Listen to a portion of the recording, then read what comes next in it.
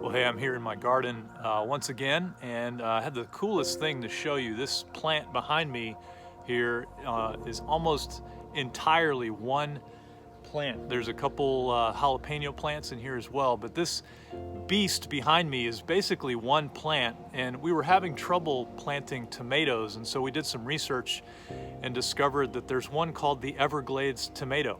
And so Elizabeth planted it here, and it has taken over our bed. It's producing fruit like crazy.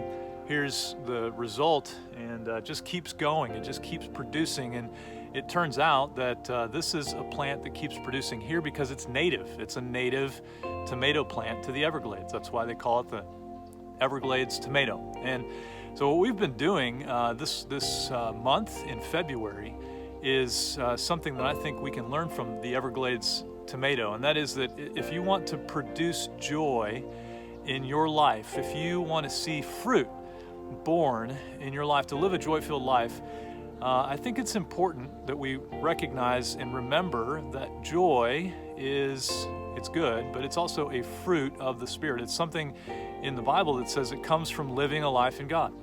And so this Everglades tomato plant continues to remind me that my native soil, the place where I belong, is not in any traditions or commandments or things of the world.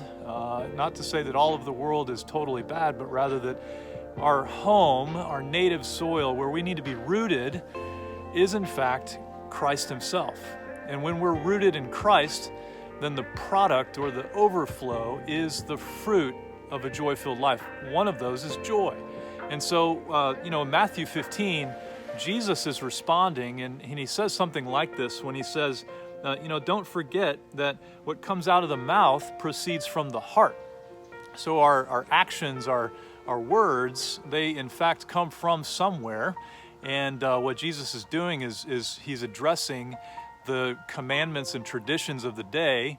And what he's saying is that instead of regarding those things as the most important, what we are to do is to say, we're actually made to be in Christ. And when we are, the fruit of the Spirit is love, joy, peace, patience, and the list goes on. The Everglades tomato helps us to remember that life in Christ is a joy-filled life, and the product is the fruit of the Spirit.